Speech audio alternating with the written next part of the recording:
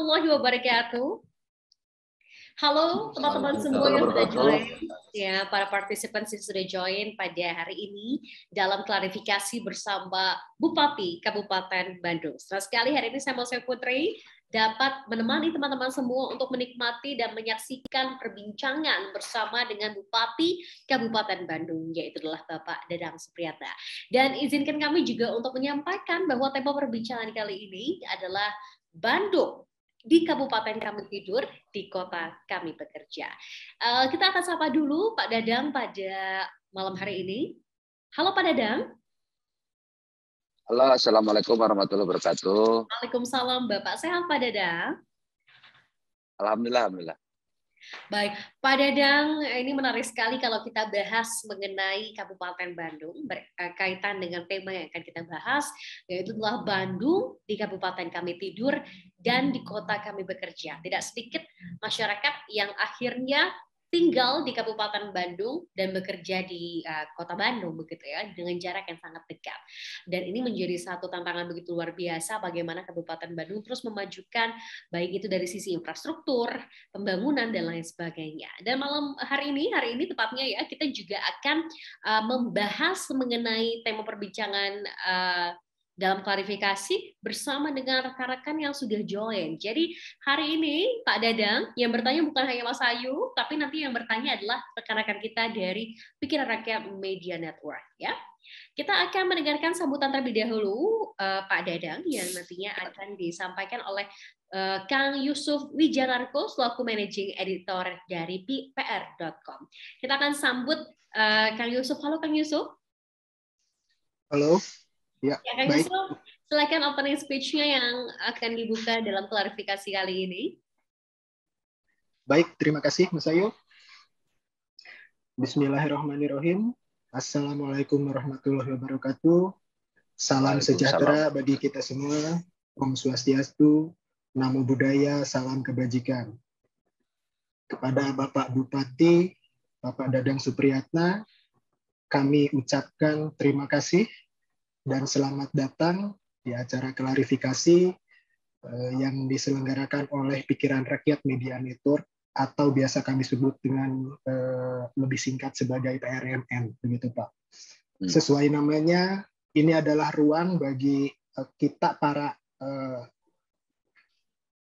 masyarakat dari berbagai kalangan, termasuk pemimpin daerah seperti Bupati dan Wali Kota tentunya untuk hadir langsung. Ya, berkumpul dalam satu meja yang sama dengan para pemimpin redaksi media yang tergabung di dalam keluarga besar Pikiran Rakyat Media Network.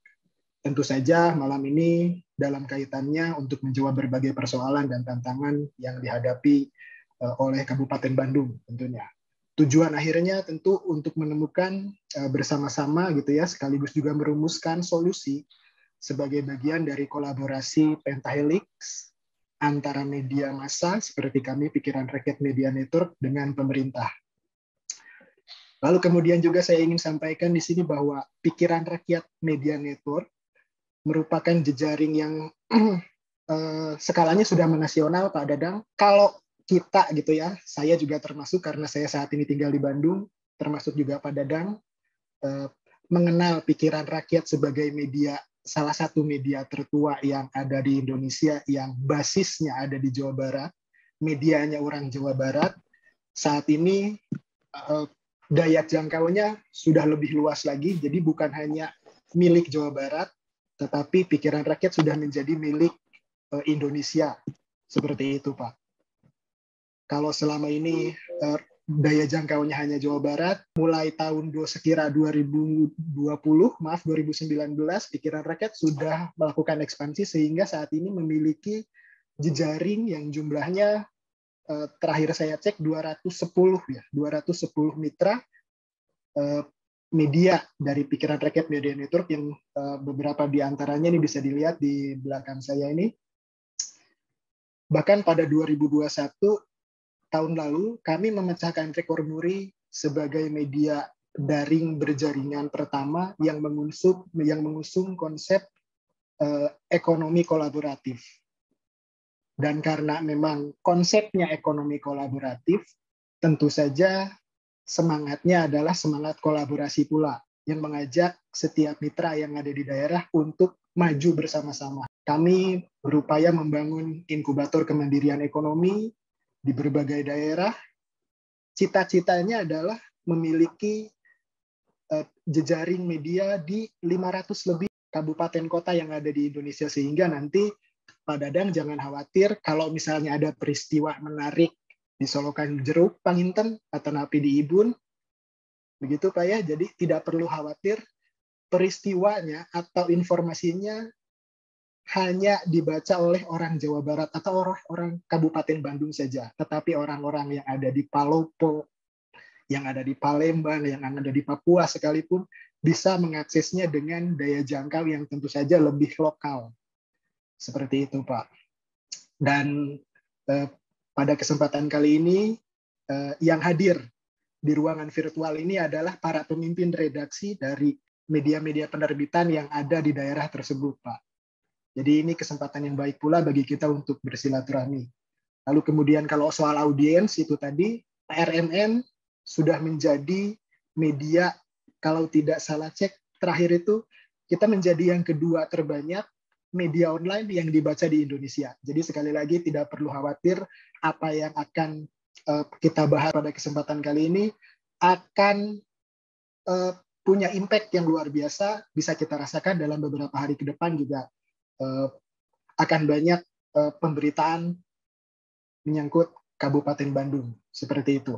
Karena pembacanya juga dari usia belasan sampai senior yang di atas 50 tahun, itu tetap kami rangkul, seperti itu, Pak. Kalau untuk misi, sebetulnya dari keseluruhan upaya kami tersebut, membangun ekonomi kolaboratif, membangun inkubator kemandirian ekonomi di setiap daerah, semangatnya, value yang tetap kami usung adalah kami ingin tetap berpihak pada masyarakat kecil, tetap menyuarakan keresahan masyarakat kecil, termasuk memberi ruang advokasi dalam hal ekonomi, kemudian juga hukum, termasuk juga kesehatan yang menjadi isu bersama saat ini. Itu saja yang bisa saya sampaikan. Terima kasih. Sekaligus juga saya ingin menyampaikan permohonan maaf. CEO PRMN Bapak Agus Sulistriono berhalangan hadir pada malam hari ini. Terima kasih. Saya kembalikan kepada host, Mas Ayu.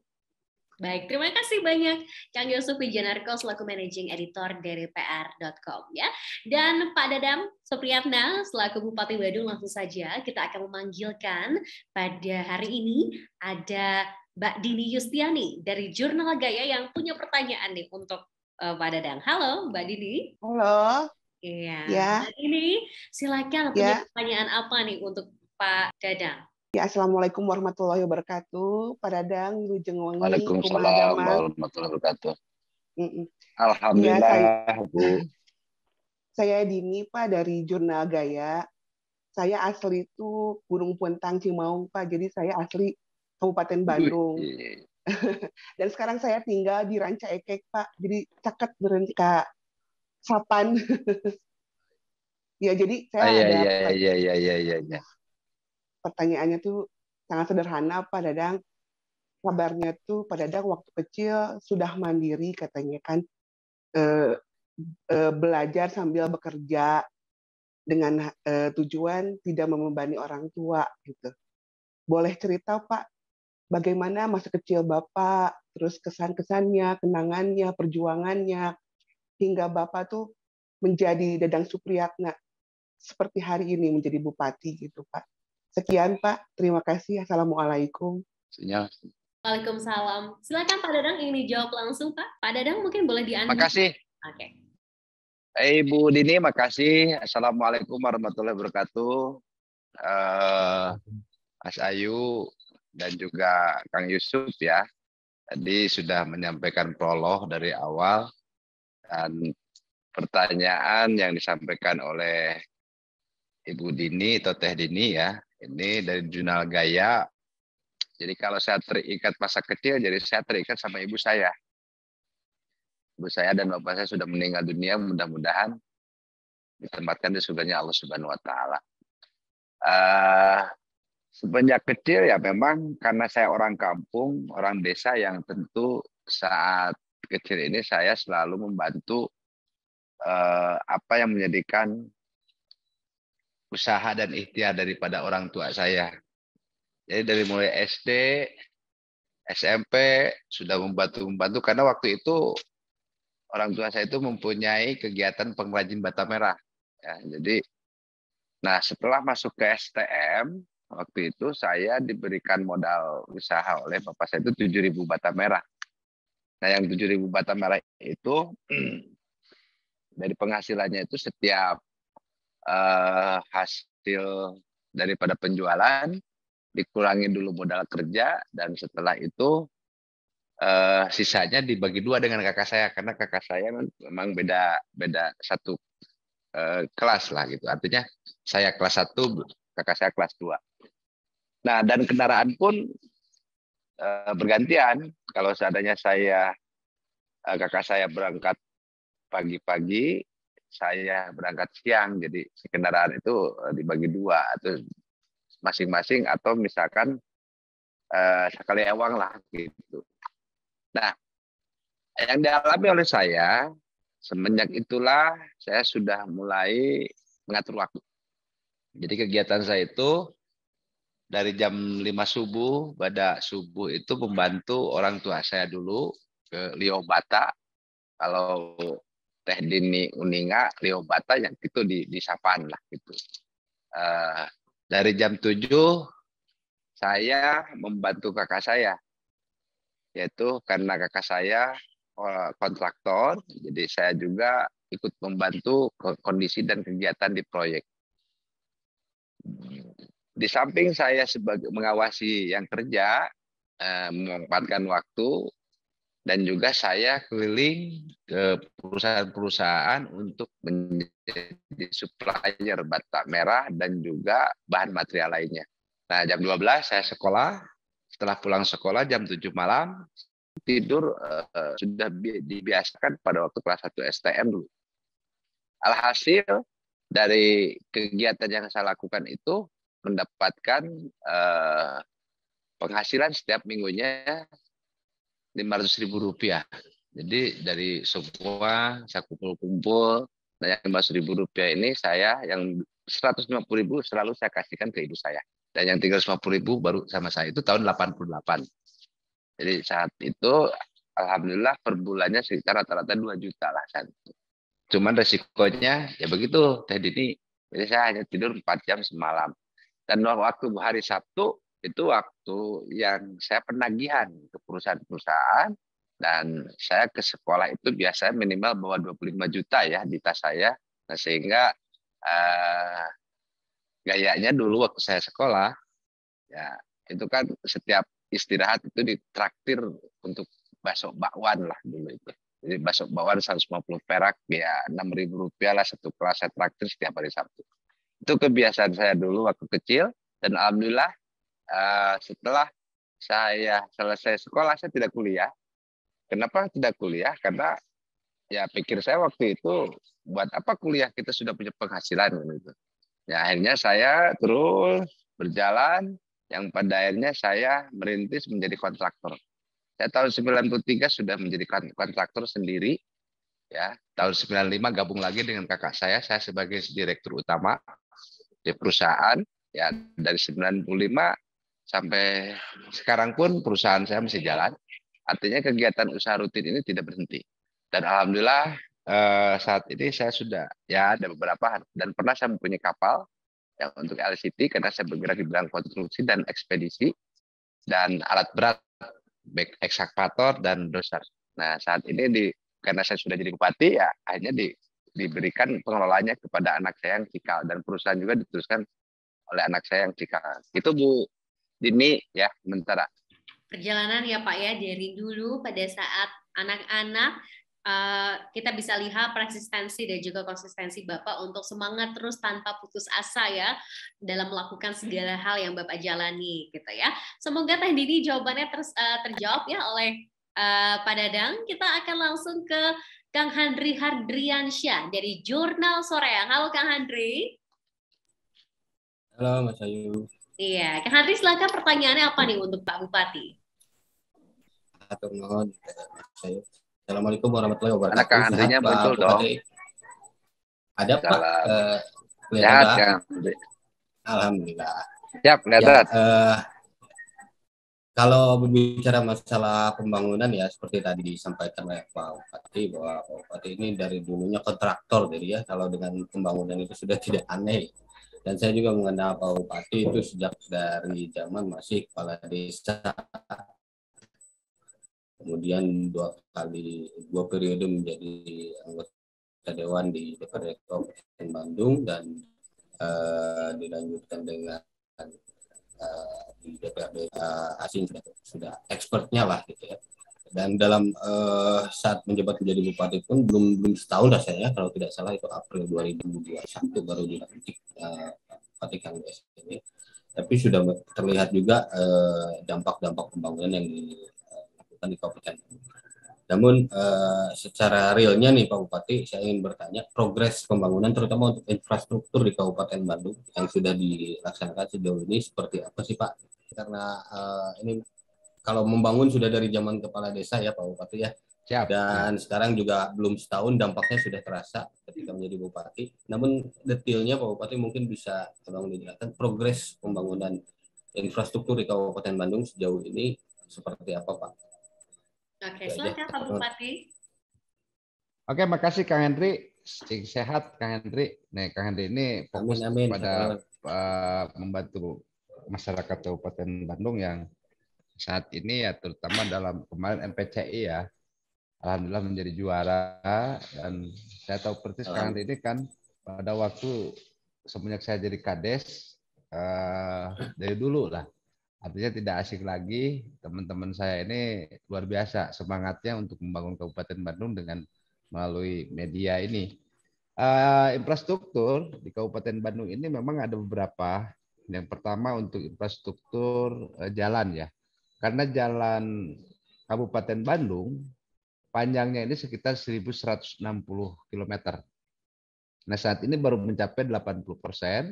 Atau sekitar 1.000 meteran, nah maka kita masih mempunyai PR 20%-an. Nah saat ini kita terus berupaya bagaimana untuk bisa menyelesaikan masalah jalan, terutama daerah-daerah perbatasan yang notabene untuk mengangkat perekonomian masyarakat. Tentu kalau saya lihat sekitar Pangalengan, itu Pangalengan kurang lebih sekitar lokasi yang belum selesai kurang lebih 20 km. Salah satu contohnya. Nah, saat ini kita terus anggarkan, dan tentu kalau kita ideal, hampir kurang lebih sekitar 160 km lagi, ini yang harus kita genjot supaya bisa selesai dalam waktu 5 tahun ke depan. Mudah-mudahan nanti dengan program-program dari DAK atau program-program dari pusat dan juga dari pendapatan daerah, asli daerah yang tentu kita akan fokus menyelesaikan infrastruktur yang saat ini. Yang kedua, ada saluran irigasi, dan dengan panjang irigasi ini sekitar 1.267 km.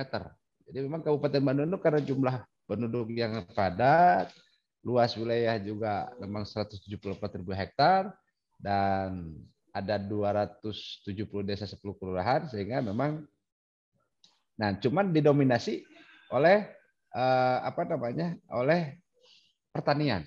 Nah, pertanian di sini ya otomatis di sini ada irigasi yang tentunya harus kita perbaiki. Saat ini baru mencapai sekitar 1.267 km ya, yaitu kurang lebih sekitar 65%. Sementara jumlah jiwa yang terlayani air minum sebanyak 3.500.000 jiwa dengan angka capaian pada tahun 2021 sekitar 84,54%. Terdiri dari PDAM 16,84%, non PDAM-nya di 21,82%, dari swadaya masyarakat dan juga yang lainnya di 45,88%. Sementara panjang saluran drainase wilayah Kabupaten Bandung sekitar 1.468 km, 2,01%. Masih ada titik genangan sejumlah 81 titik dengan luas genangan sekitar 2.658 hektar. Dan juga jumlah TP3R 154 unit, jumlah TPST-nya 2 unit, produksi sampahnya sekitar 1.268 ton per hari, bank sampahnya 318, bank tematiknya 298 dan GAP penanganan 621,95 ton per hari. Dengan kapasitas TPS 2.172,89 ton terakumulasi, dan pada tahun 2022 kita akan bangun TPST 1 unit dengan kapasitas 20 ton per hari, dan kita juga sudah bekerja sama dengan salah satu perusahaan atau investor yang mana di sini akan ada penanganan masalah sampah. Pak Bupati, Ya. selanjutnya ada dari Kang Yuri Ervansyah dari Zona Priangan. Halo Kang Yuri. Halo, Mbak Mas Ayu. Iya, silakan Kang Yuri, punya pertanyaan apa nih untuk Pak Bupati? Mangga, silakan. Perkenalkan saya Yuri, Yuri Ervansyah Pak dari zonapriangan.com. Jadi gini Pak, tidak sedikit warga Kabupaten Bandung yang bekerja di Kota Bandung. Sebaliknya banyak pekerja dari Kota Bandung yang memilih membeli rumah di Kabupaten Bandung karena areanya masih luas dan harganya lebih terjangkau. Yang jadi pertanyaan Pak, bagaimana kesiapan Kabupaten Bandung mewadahi para pekerja dari Kota Bandung yang mencari huniannya di sana Pak? Itu aja Pak. Terima kasih. Assalamualaikum warahmatullahi wabarakatuh. Baik, silakan Pak Bupati yang langsung menjawab. Oke, terima kasih Kang Yuri. Ini suaranya ya kadang-kadang putus, kadang-kadang ini ya mungkin mohon maaf apabila ada penyampaian yang belum keresip ya. Kang Yuri, tentu Kabupaten Bandung ini karena jumlah luas wilayah yang sangat luas dan memang ada beberapa lokasi yang memang nyaman untuk ditempati karena Kabupaten Bandung ini dikelilingi oleh pegunungan. Artinya memang untuk cocok untuk lokasi-lokasi perumahan, dan tentu betul apa yang disampaikan Kang Yuri bahwa tadi ada yang bekerja di Kota Bandung tapi memilih rumahnya di Bandung karena di Kabupaten Bandung karena kondisinya memang terjangkau harganya. Nah, tentu hal ini kita ada strategi bahwa kalau kita ibaratkan 20 tahun ke depan, estimasi saya katakan jumlah penduduk itu dari sekarang 3,5 juta dengan populasi ya penduduk yang tentunya kita prediksi anggap di 3,9 juta jiwa penduduknya, ditambah dengan penduduk yang berasal dari emigrasi kota kabupaten sekitar, tentu kita harus mulai belajar untuk menerima konsep hunian vertikal. Karena dengan konsep ini efisien terhadap penggunaan lahan. Jadi kalau kita lihat Jakarta, kenapa Jakarta saat ini tenggelam dalam konteks ya tadi karena wilayahnya sudah padat, begitu ada musim hujan otomatis banjir. Sementara ibu kotanya itu Jakarta itu kan merupakan ibu kota. Nah, Kabupaten Bandung ini memang tidak bisa dihindari karena memang berdasarkan sejarah bahwa nama Bandung itu adalah asal kata dalam kata bendungan. Artinya ya memang dataran rendah. Nah, kalau misalkan Bandung tidak banjir berarti bukan Bandung karena kata-kata Bandung ini ya bendungan, artinya tadinya tempat air. Nah, kami siasati bahwa kondisi sekarang ini bahwa bagaimana untuk bisa minimalisir persoalan banjir di Kabupaten Bandung. Nah, pemanfaatan lahan sesuai dengan peruntukannya sudah direncanakan melalui tata ruang wilayah dan kemarin sudah selesai kita inikan. Hal ini sebagai upaya kita untuk melaksanakan pembangunan berkelanjutan, memenuhi kebutuhan sekarang tanpa mengorbankan pemenuhan kebutuhan generasi masa depan. Artinya kita cadangkan kalau misalkan dalam RT RW ini biasanya direncanakan 25 tahun, maka tahap per 5 tahun ini kita evaluasi existing kondisi seperti apa dan harapan keinginan ke depannya. Mungkin itu Kang Yuri. Jadi tentu kita sudah buatkan RT RW yang tentu kita harus persiapkan jangkauannya sekitar 25 tahun ke depan. Terima kasih Kang Yuri. Baik, Kang Yuri terima kasih banyak atas pertanyaannya. Kita akan ke Kang Rian Firmansyah dari Mapai Bandung. Halo Kang Rian. Halo Mas Ayu. Silakan Kang Rian, punya pertanyaan apa nih untuk Pak Bupati? Oke, Assalamualaikum warahmatullahi wabarakatuh. Pak Bupati, perkenalkan saya Rian dari Mapai Bandung. Seperti daerah penyangga ibu kota yang lain gitu ya, kan Kabupaten Bandung itu salah satu daerah penyangga kota Bandung ya sebagai ibu kota Jawa Barat dan juga masuk wilayah aglomerasi Bandung Raya gitu. Dan salah satu masalah klasik di daerah aglomerasi itu adalah soal kemacetan gitu Pak Bupati ya. Mungkin pertanyaannya ini sih yang sering masuk ke kita itu soal permasalahan macet di Kopo gitu Pak Bupati. Kopo kan menjadi akses dari kabupaten ke kota Bandung gitu ya, dan itu masalah macet di sana cukup menjadi masalah klasik gitu. Mungkin bagaimana untuk langkah Pak Bupati ya untuk mengatasi kemacetan di Kopo gitu Pak. Kemudian yang kedua, pembangunan Tol Soroja itu kita bisa nilai cukup membantu akses terutama ya untuk menuju Bandung Selatan gitu Pak, dan juga mungkin untuk menuju daerah kawasan wisata seperti di Pangalengan dan juga di daerah Ciwidey gitu. Namun mungkin saya lihat sih itu yang menjadi permasalahan sekarang yang timbul itu di daerah Banjaran dan juga Soreang itu, karena ruas jalan Soreang dan Banjaran itu kecil sehingga mungkin terjadi masalah baru di sana gitu. Ketika exit dari Tol Soroja itu masuk ke daerah Banjaran atau ke Jalan Banjaran kemudian masuk ke Soreang itu ada kemacetan baru gitu. Nah mungkin pertanyaannya bagaimana sih solusi dari Pak Bupati untuk memecahkan kemacetan di Kopo dan juga di Banjaran dan Soreang gitu Pak Bupati. Terima kasih. Baik. Terima kasih, Akang. Silakan Pak Bupati mau menjawab pertanyaan soal kemacetan ini di Kabupaten Bandung. Oke, terima kasih Kang Rian. Iya, mangga Pak Bupati. Silakan bagaimana Oke. dengan kemacetan. Terima kasih. Terima kasih memang dari Kang Rian ya, memang kondisi sekarang ini seperti Kopo, Banjaran, dan sekitarnya, dan termasuk dampak daripada Tol Soroja ini memang ada dampak ya. Yang pertama bahwa mengenai jalan Tol Soroja ini sudah berjalan, dan bahkan ini bisa membantu yang biasanya Kopo macet dengan adanya jalan Tol Soroja ini mengurai kemacetan yang ada di wilayah Kopo. Ya, di samping itu juga kita akan merencanakan membuat jalan lingkar ya dari Katapang sampai ke Majalaya. Lahannya kita sudah bebaskan, cuman terkendala dalam infrastruktur nih, konstruksinya.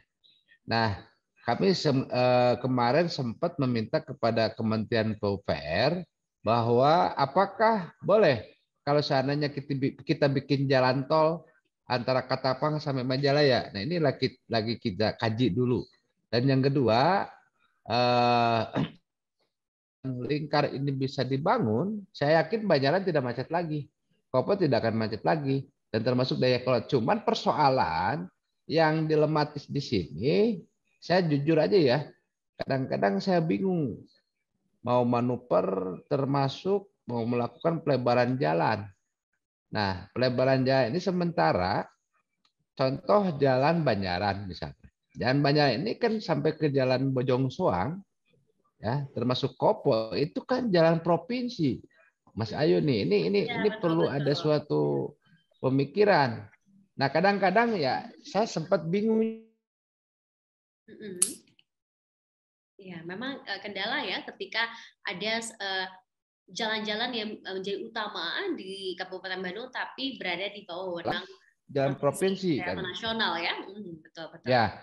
Nah, di sini kan terjadi ada semacam kewenangan dan tentunya kita tidak bisa manuver. Nah, ini kita akan bicarakan dan saya minta audiensi dengan Pak Gubernur sampai saat ini belum bahas. Akhirnya saya datang ke Kepala Dinas Bina Marga di Provinsi Jawa Barat.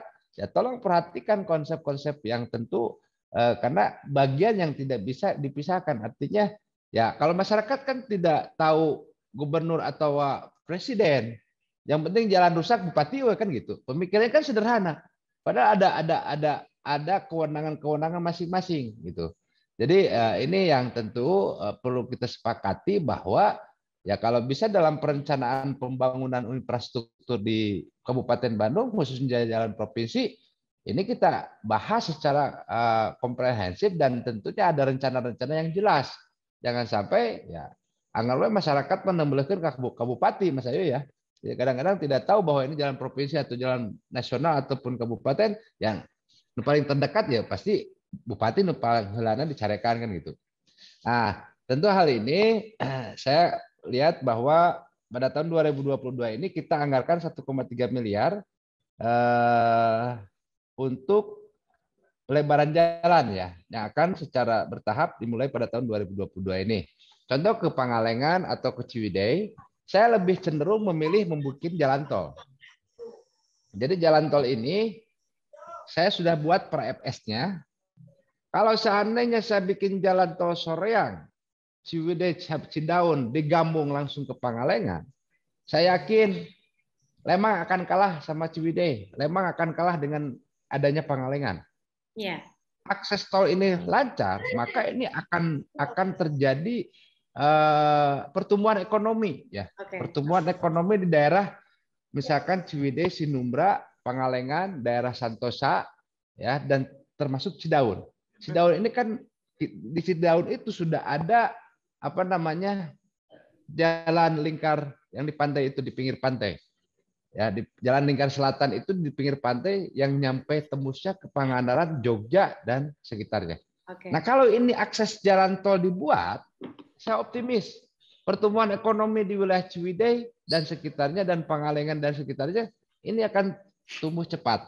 Ini akan tumbuh tempat-tempat wisata yang tentunya membuat wisatawan sangat nyaman di wilayah Ciwidey dan Pangalengan. Insya Allah saya sudah selesai pra-FS-nya tahun mulai minggu depan kita akan rapat dengan PUPR kementerian ya, dan ini tadi dan investor sudah mulai pada masuk tadi bahkan berebut ya. Ini saya pengen bikin jalan tol ini dengan pola KPBU segala macam, insya Allah optimis. Mudah-mudahan dalam waktu dekat ini bisa terrealisasi dengan pola KPBU. Oke, baik. Selanjutnya ada Kang Nur, Muhammad Nur dari Jurnal Garut. Silakan Kang, punya pertanyaan apa Kang untuk Pak Bupati? Ya, Assalamualaikum Pak Bupati. Perkenalkan, saya Muhammad Nur dari Jurnal Garut, Pak. Ini menyambung pertanyaan rekan-rekan saya tadi. Jadi bagaimana Pak upaya rencana pembangunan yang komprehensif di Kabupaten Bandung, Pak? Kalau tadi kan mungkin jangka pendek ada tol dan lain sebagainya, untuk jangka menengah dan jangka panjangnya seperti apa, Pak? Terima kasih, Pak. Oke, terima kasih. Kang Nur Nohon. Ya, pertama Kabupaten Bandung ini kemarin baru menuntaskan penyempurnaan dan perbaikan rencana tata ruang wilayah Kabupaten Bandung yang kemarin sudah dimasukkan ke ATR.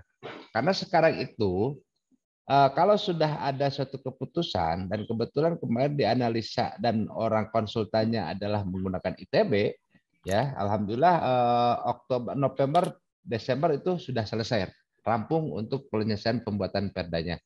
Nah, penyusunan revisi tata ruang ini tentu ini kan menggunakan beberapa macam analisa. Misalnya analisa kedudukan dan peran kabupaten dalam wilayah yang lebih luas, analisa fisik wilayah, analisis kependudukan dan analisis pengurangan risiko bencana, analisis sistem pusat-pusat permukiman dan lain-lain. Nah, semua ini dikaji dan alhamdulillah sudah selesai. Tinggal perbaikan dengan kementerian dan mudah-mudahan pada bulan ini dari kementerian hasil evaluasinya selesai, maka otomatis ini akan bisa berjalan sesuai apa yang sudah direncanakan menurut tata ruang di RT/RW tersebut. Dan ditindaklanjuti dengan RDTR tentunya. RDTR kita baru bisa menyelesaikan 9 kecamatan yang berjumlah 31 kecamatan. Ini semua kita lihat existing dan beberapa potensi sumber daya alam ya, dan juga kita lihat beberapa potensi-potensi SDM dan lain sebagainya yang pada akhirnya insya Allah apa yang menjadikan dan tertuang dalam RT/RW ini akan lebih bermanfaat untuk masyarakat Kabupaten Bandung. Oke, baik. Terima kasih Kang Nur yang tadi sudah bertanya. Dan pertanyaan terakhir Pak akan Mas Wahyu sampaikan untuk Pak Bupati. Walaupun sebetulnya masih lama ya Bapak bertugas sebagai Bupati Bandung, tapi apakah nanti ketika Bapak selesai menjabat sebagai Bupati, adakah keinginan Pak untuk maju sebagai Jabar 1 atau sebagai Gubernur Jawa Barat nih Pak? Oke, Mas Ayu ini bisa aja nih. Kalau saya prinsip apa yang kita emban saat ini dan diberi amanah oleh Allah Subhanahu wa taala, tentu kita melayani ya. Fokus kepada visi misi dan juga janji-janji politik yang pernah saya ucapkan. Saya mengalami dari ketua RT, Mas Ayu, ya. Dan dari usia 26 tahun ini saya dari mulai usia 26 saya terpilih jadi kepala desa di Tegaluar 2 periode.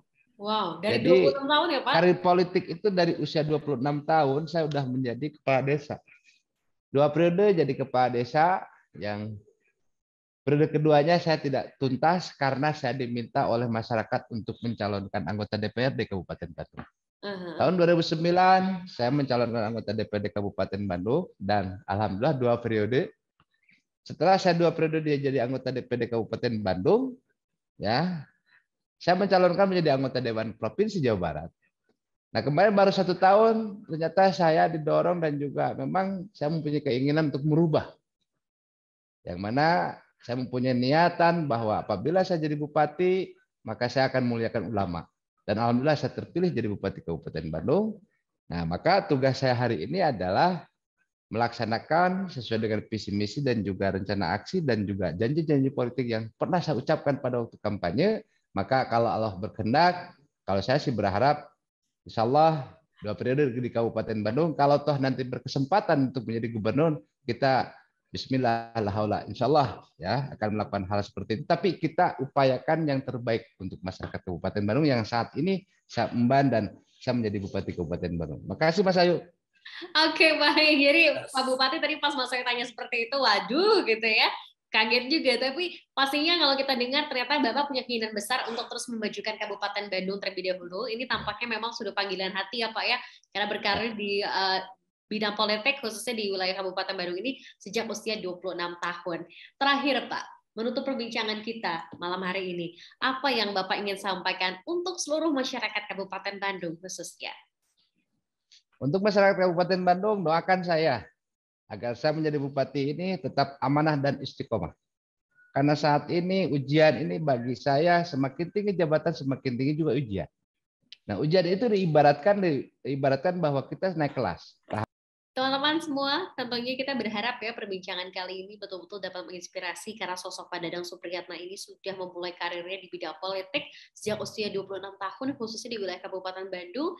Ini menjadi satu semangat bagi kita semua untuk terus meng-upgrade diri karena ternyata sosok Pak Dadang ini dari usia muda ya sudah begitu luar biasanya.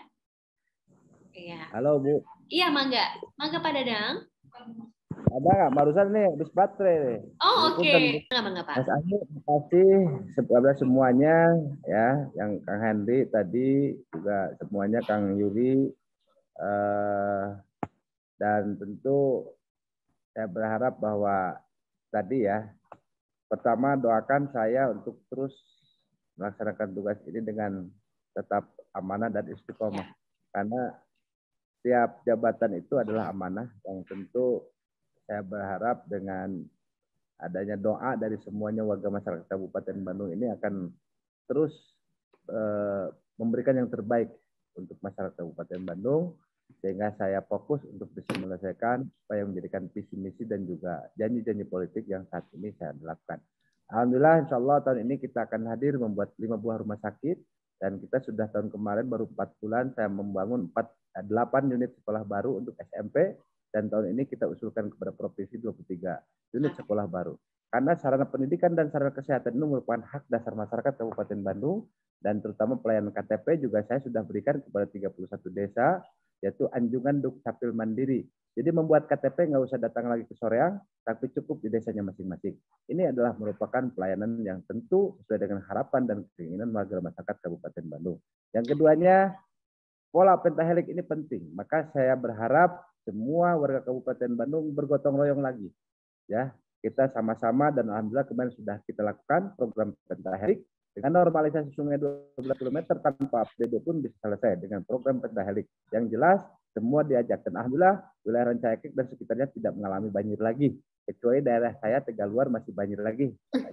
Insyaallah ke depan tentunya kita harus terus melakukan yang terbaik dan terobosan-terobosan, dan doakan program-program kita mau bikin jalan tol untuk Soreang, Ciwidey, dan Pangalengan ini akan terwujud sehingga nanti akan bertumbuh kembang. Dan program guru ngaji sudah terrealisasi, program modal usaha tanpa bunga juga insya Allah sudah terrealisasi. Saat ini dan program pertanian sudah terrealisasi. Mudah-mudahan semuanya diberikan kelancaran dan saya selalu dilindungi oleh Allah Subhanahu wa taala. Hatur nuhun. Wassalamualaikum warahmatullahi wabarakatuh. Waalaikumsalam. Terima kasih banyak Pak Dadang Supriyatna selaku Bupati Bandung yang telah berbincang dalam klarifikasi PRMN kali ini. Hatur nuhun pisan Bapak sudah menyempatkan waktu, sudah bisa ngobrol bersama dengan teman-teman PRMN. Dan akhir kata di hari ini saya Putri mengucapkan terima kasih juga untuk seluruh participants, teman-teman yang bergabung dari seluruh Indonesia yang sudah join hari ini. Terima kasih banyak. Pak Dadang, sampai jumpa lagi. Insya Allah 2 periode atau maju Jabar 1 ya Pak ya. Oke, baik. Baik, hatur nuhun semuanya. Terima kasih banyak teman-teman. Sampai jumpa lagi di klarifikasi PRMN selanjutnya. Terima kasih banyak.